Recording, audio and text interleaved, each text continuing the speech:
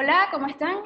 Bueno, primero que nada, agradecer al doctor Roberto y al señor Pasquez por la invitación y por la bonita iniciativa. Súper contenta de participar y sobre todo de tocar un tema que me gusta tanto como es el fútbol femenino. Primero quiero presentarme, mi nombre es Silvana Arón, soy licenciada en Nutrición y Dietética, egresada de la Universidad Central de Venezuela, antropometrista ISAC nivel 2.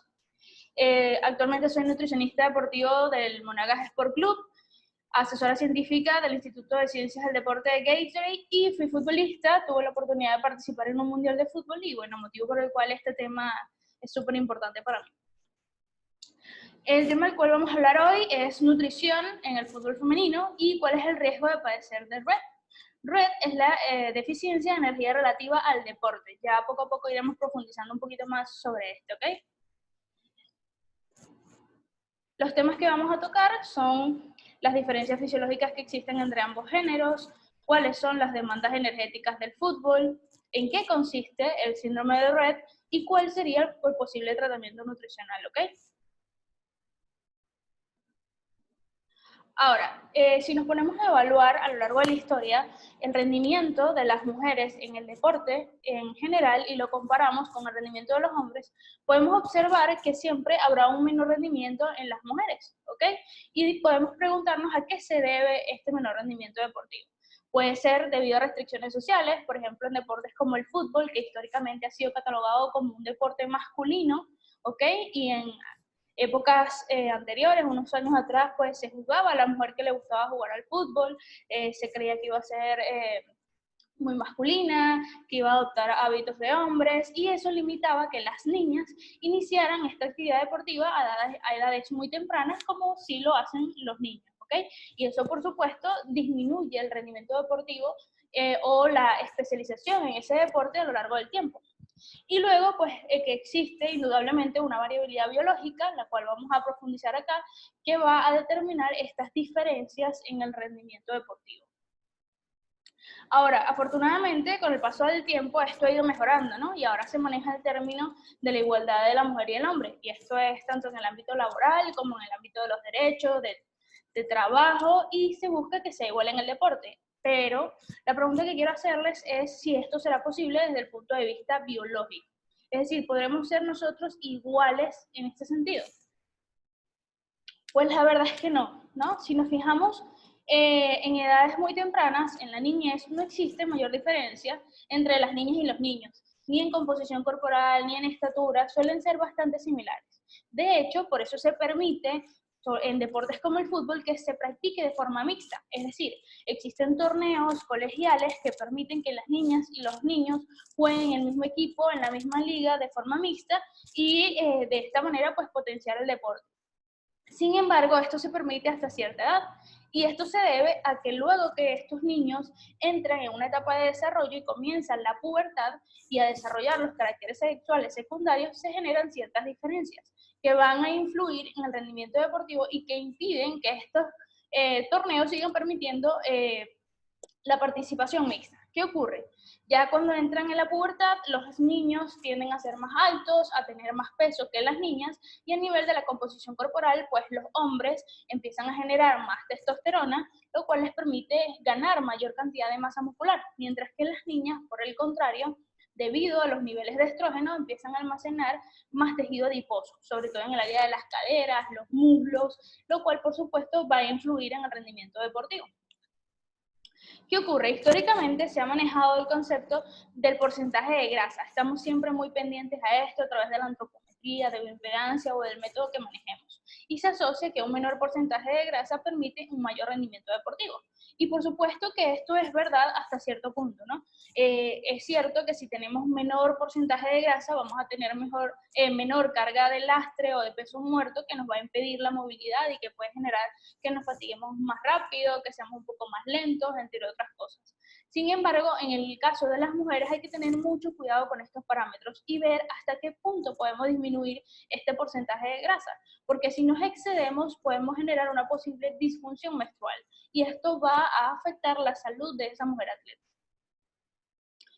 Ahora, vamos a hablar de algunas diferencias a nivel anatómico y fisiológico entre estos entre los dos géneros, ¿no? Primero, anatómicamente sabemos que las mujeres tenemos una pelvis más ancha, lo cual hace que tengamos un mayor ángulo en el fémur y nuestras rodillas estén un poco más juntas, lo cual genera una biomecánica de carrera distinta y nos hace más propensa a lesiones, sobre todo en esa área, ¿ok? Además, tenemos extremidades más cortas, lo cual nos genera una fuerza de palanca menor al de los hombres, entre otras cosas. Si nos fijamos en el ejercicio aeróbico y anaeróbico, podemos ver que puede ser igual en ambos géneros, es decir, podemos adaptarnos al entrenamiento de igual forma. Sin embargo, cuando nos referimos a la hipertrofia, sabemos que los hombres tienen mayor capacidad de generarla debido a sus altos niveles de testosterona. En nuestro caso, suele ser un poco más lento o más complicado, ¿no? Ahora, en la efectividad del entrenamiento a nivel cardiovascular debemos tener en cuenta que las mujeres tenemos un corazón más pequeño y que tenemos un menor volumen de sangre, lo cual nos hace tener o ser más propensas a padecer de anemia debido a las pérdidas o los sangrados menstruales normales que se genera cada mes, por lo cual hay que tener en cuenta varios nutrientes específicos. A nivel respiratorio, se desarrollan de igual forma ambos géneros, y a nivel metabólico la única diferencia es que los hombres segregan mayor cantidad de ácido láctico y esto se debe a que tienen mayor cantidad de masa muscular, ¿ok? Ya hablando directamente del fútbol femenino, pues es un deporte que ha ido creciendo exponencialmente en los últimos años, cosa que por supuesto me alegra muchísimo. Sin embargo, debido a esto, todavía existen muchos limitantes a nivel de estudios científicos y de información. No hay tantos estudios realizados en fútbol femenino, tanto en rendimiento como en nutrición deportiva. Sin embargo, acá les voy a dejar los más recientes y algunos datos que pude recopilar para ustedes. ¿Ok? Primero, tener en cuenta en el fútbol femenino es los efectos que tiene el ciclo menstrual sobre el rendimiento. ¿Ok? Estos van a variar tanto entre mujer a mujer como en deportistas de élite o deportistas aficionados. ¿Cómo así? Pues está comprobado que en deportistas aficionados el hecho de hacer actividad física va a disminuir los síntomas del ciclo premenstrual y menstrual. Es decir, estas mujeres van a tener menor dolor de vientre, cefalea, náuseas y cualquiera de estos síntomas que generalmente nos afectan a nosotros durante este periodo. Sin embargo, en las atletas de élite afecta de modo distinto. En este caso, las atletas tienen una alta exigencia y es tan alta que el hecho de estar pasando por el ciclo menstrual las limita muchísimo en rendimiento deportivo y hace que bajen su rendimiento. Sin embargo, hace falta más estudios de respaldo. Yo conseguí uno bastante bueno, específico, que se realizó en mujeres deportistas de diferentes deportes y ellos clasificaban el ciclo menstrual en 5 etapas. Estaba la premenstrual, menstrual, postmenstrual, ovulatoria y posovulatoria. ¿Qué ocurre? La premenstrual, menstrual y la ovulatoria eran las más complicadas a nivel hormonal y lo que hacía que bajaran las chicas el rendimiento deportivo cuando estaban pasando por esta etapa. Tenían retención de líquidos, aumentaban la glucosa basal, habían cambios de ánimo, modificaciones del sueño, entre otras cosas. Mientras que en las etapas posovulatoria y postmenstrual, pues era mejor disposición de las mujeres, tenían mayor capacidad de asimilar las cargas de entrenamiento, aumentan un poco los niveles de testosterona, lo cual les permite hacer trabajos de fuerza y mejora su consumo de oxígeno. Se estima que aproximadamente hay una disminución del rendimiento entre un 45 y un 70% cuando las mujeres están en esta etapa premenstrual, menstrual y ovulatoria, lo cual es bastante significativo. ¿Cuáles son los cambios psicológicos? Las mujeres pueden pasar por irritabilidad, inestabilidad emocional, baja capacidad de resolución de problemas en un entrenamiento, entre muchos otros factores, ¿ok? Ahora, cuando hablamos de la ingesta energética o el requerimiento energético de una mujer que practica fútbol, debemos tener en cuenta o debemos asegurarnos de que esta ingesta sea suficiente para 3 aspectos. Primero, por supuesto, para la actividad física que realiza. Segundo, para sus actividades diarias. ¿Qué ocurre? La mujer futbolista, aunque se llama profesional, en muchos países todavía no se les trata como tal. Es decir, no tienen una remuneración suficiente como para que puedan vivir de ello. Por lo cual, en países como Venezuela, las mujeres que practican fútbol, además de esto, tienen que trabajar, estudiar o hacer otras actividades, lo cual, por supuesto, demanda de energía. Y que tenga suficiente energía para mantener una composición corporal óptima, tanto para mejorar su rendimiento deportivo, pero sin que ponga en riesgo su salud. ¿Ok? ¿Cuáles serían estas demandas energéticas? Sabemos que los jugadores masculinos cubren una distancia promedio entre 11 kilómetros por partido. En el caso de las mujeres, tiende a ser menor distancia, está entre los 9, los 8 kilómetros por partido.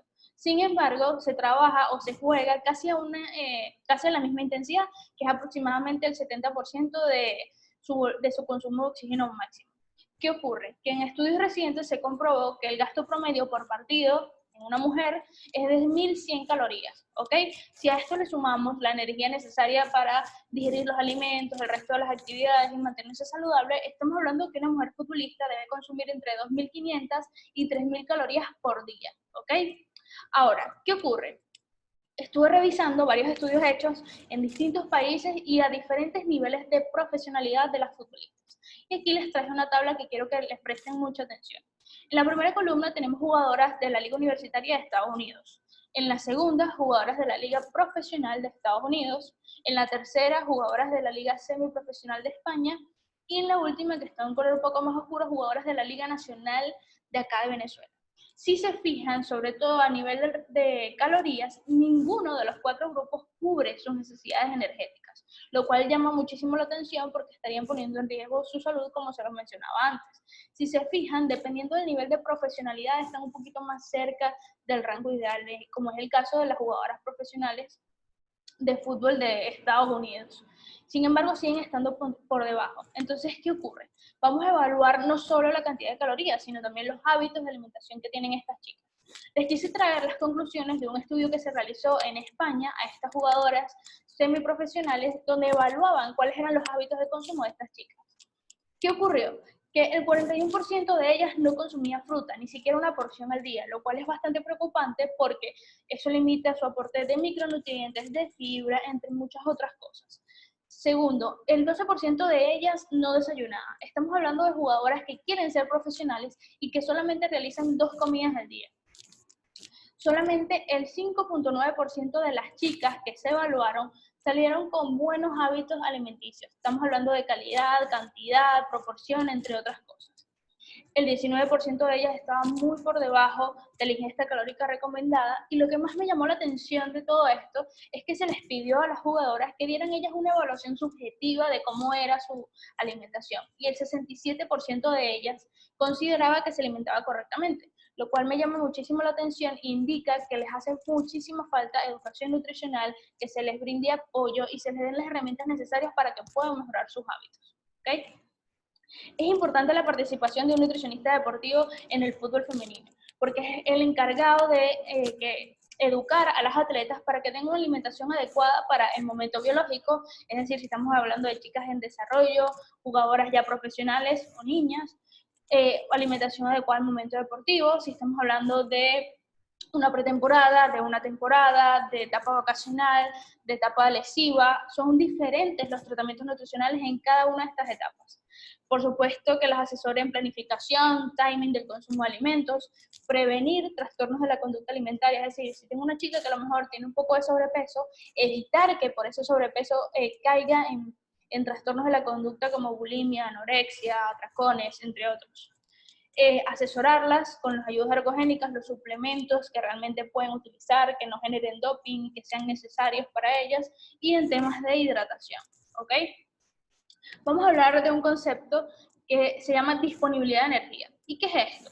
Pues la disponibilidad de energía es la energía que queda disponible para funciones vitales como respirar, la circulación, la filtración de la orina a través de los riñones, después de haber hecho una actividad física como un partido de fútbol o un entrenamiento.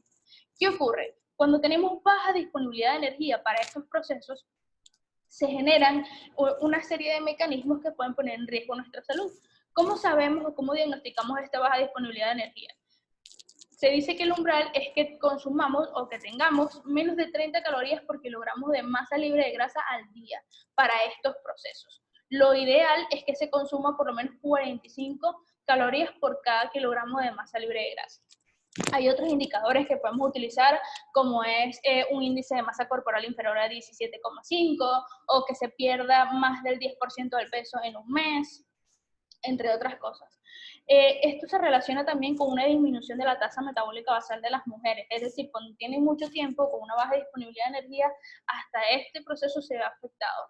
Lo único limitante en este caso es que no existe un protocolo que esté avalado por el Comité Olímpico Internacional que nos permite evaluar con certeza la disponibilidad de energía de un atleta.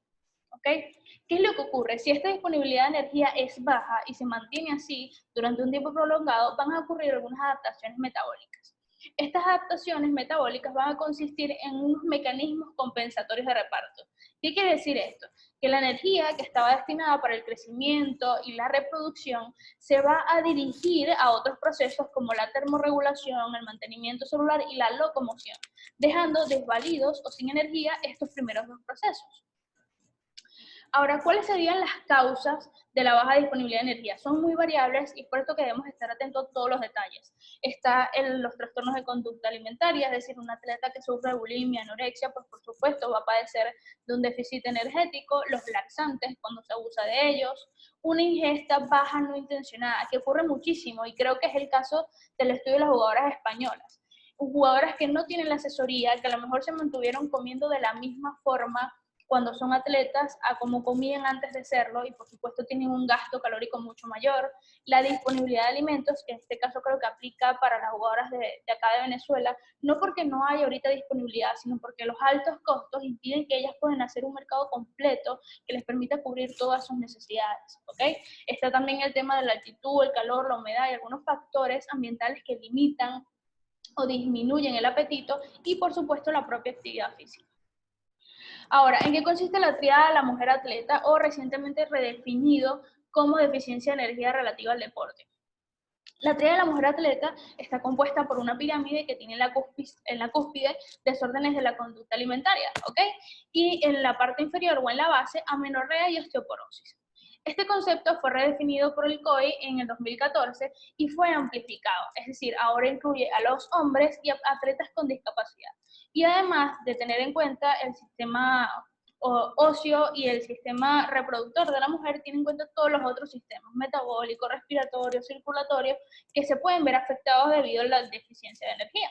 ¿Y cuál sería este efecto en el rendimiento deportivo? Entonces acá les traigo un esquema de qué consiste la triada. Iniciamos por supuesto con una óptima disponibilidad de energía, pero esta va a disminuir, lo que va a generar alteraciones del ciclo menstrual, es decir, que se atrase, que se adelante, y va a ir bajando la densidad ósea. Si esto se mantiene y no se corrige, vamos a caer en una baja disponibilidad de energía, en una menorrea, que es desaparición del ciclo menstrual, y en osteoporosis en atletas jóvenes, lo cual por supuesto es fatal. Si se fijan, ahora les estoy mostrando el concepto de red, en donde ya está incluido la triada, pero involucra todos los otros sistemas que se pueden ver afectados por ella. ¿Ok? Y este nuevo concepto nos permite observar otro esquema en donde se ven todos los efectos que tiene sobre el rendimiento deportivo, que es mayor riesgo lesivo, disminución de la fuerza muscular, disminuyen los depósitos de glucógeno, por supuesto disminuye el rendimiento, entre muchos otros. ¿Ok? Ahora, ¿cuál es la prevalencia de esto en el fútbol femenino? Pues si se fijan, a pesar de que el fútbol no es un deporte ni estético ni que se maneja por peso, pues hay una prevalencia importante en los tres factores principales. Trastornos de la conducta alimentaria, hasta un 6% de los futbolistas pueden padecerlo. El tema de la disfunción menstrual es más común de lo que esperábamos, casi un 10%, y el 13% sufre fracturas por estrés, que a pesar de ser un deporte de contacto, es un porcentaje bastante elevado, lo cual nos hace presumir que quizás tengan una densidad ósea un poco baja, ¿ok? ¿Cómo lo podemos prevenir? Pues yo creo que la clave está en la educación nutricional. Entonces, por eso les quería mostrar encuestas que han informado al Comité Olímpico Internacional que menos del 50% de los profesionales, como médicos, entrenadores, fisioterapeutas, preparadores físicos, conocen o pueden identificar la TDAH, lo cual es preocupante porque si no lo conocen y no lo pueden reconocer, pues las atletas que trabajan con ellos están en más riesgo de padecerla. En otra encuesta que se realizó a 930 médicos de especialidades múltiples, solo el 37% la conocía y menos de la mitad de ellos se sentía cómodo tratándola. ¿Ok? Ahora, en futbolistas australianas se hizo una encuesta y un tercio de ellas consideraba como normal el tema de los periodos irregulares, lo cual por supuesto no lo es. Y esto no es solamente en Australia. Yo recuerdo que a mí me pasó cuando jugaba y fue el médico y me dijo que era totalmente normal que por altas cargas de entrenamiento yo tuviera una desaparición de mi ciclo menstrual. Y hoy en día ya sé que no es así. Entonces es muy importante el tema de la educación nutricional. Y un dato muy importante es que de los 28 o de las 28 federaciones internacionales que brindan educación para los Juegos Olímpicos, solo 2 incluyen programas de red y de la tríada de la mujer atleta. Entonces creo que estamos todavía súper lejos de lo ideal, ¿no?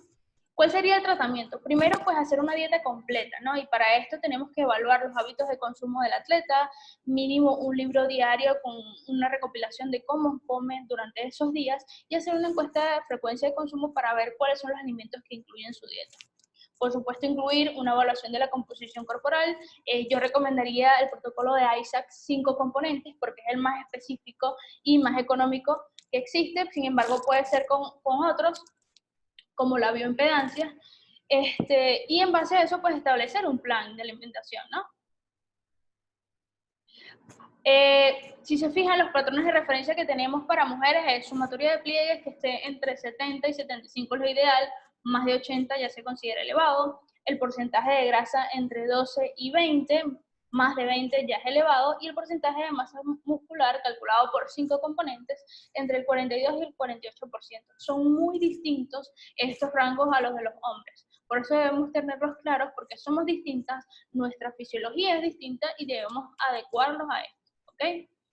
¿Qué sería el plan de alimentación? Si tenemos un atleta que está padeciendo de este síndrome, pues hay que tratarlo con cuidado. Un aumento de peso del 2 al 3%, con un aumento del aporte calórico de entre 300 y 500 calorías, lo cual va a generar una ganancia de peso alrededor de 500 gramos por semana, ¿no? Que sea muy progresivo.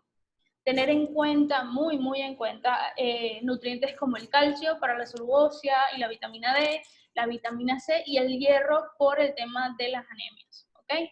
Yo acá les dejé una lista, igual les puedo compartir luego la presentación con algunos alimentos que son ricos en estos nutrientes y que sería importante que se les enseñe a las chicas que los consuman. Tener en cuenta o vigilar que el plan de alimentación asegure una buena cantidad de proteínas de alto valor biológico, y estas son las de origen animal. Evitar cualquier agente estresante como fumar, cafeína, alcohol. Y el tema de los suplementos, manejarlo con mucho cuidado. Permitir solo aquellos que sean realmente necesarios. ¿Cuáles serían las conclusiones? Pues primero, que el personal que trabaje con atletas reconozca los componentes de la triada, ¿no? En la educación nutricional, que hay una tendencia marcada en las futbolistas a consumir menos calorías de las que deberían, lo cual por supuesto es preocupante. Y esto hace que aumente el riesgo de padecer de la triada o del síndrome de Rett, ¿ok? La prevención es vital para evitar las secuelas a largo plazo, es decir, tener un personal que se dé cuenta a tiempo y evitar que esta jugadora llegue a amenorrea o osteoporosis es primordial. Las futbolistas reconocen la importancia de la nutrición, entonces hay que aprovechar esto y darles todas las herramientas que ellas necesitan. La única limitante, como les había comentado, es que aún no tenemos una herramienta aprobada para determinar la disponibilidad de energía. ¿Okay? ¿Cuáles serían mis recomendaciones? Enfocar el esfuerzo a mejorar la educación nutricional tanto para las jugadoras como para el cuerpo técnico que trabaje con ellas, generar conciencia de cuál es el riesgo de no ingerir suficientes calorías. A lo mejor creemos que nos estamos haciendo un bien y la verdad es que nos estamos poniendo en peligro. Revisar las fuentes de información. Nosotros como nutricionistas tenemos que hacer el filtro. Hoy en día por las redes sociales se recomienda cualquier cantidad de dietas, detox, ayuno intermitente, cetogénicas, y la idea es que nosotros filtremos esa información y le digamos a ellas lo que realmente les va a funcionar.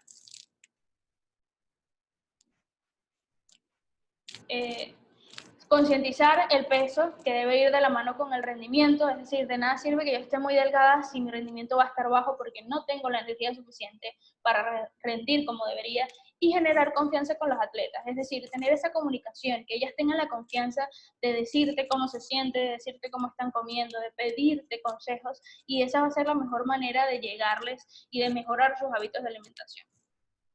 Quiero cerrar con esta frase que me gusta muchísimo y es: lo que sabemos es una gota, lo que nos falta por saber es un océano, y esto es lo que ocurre con este tema. Como les mencionaba antes, faltan muchos estudios, pero por ahora creo que podemos ir trabajando con estos. Cualquier duda, estaré aquí a la orden. Saludos.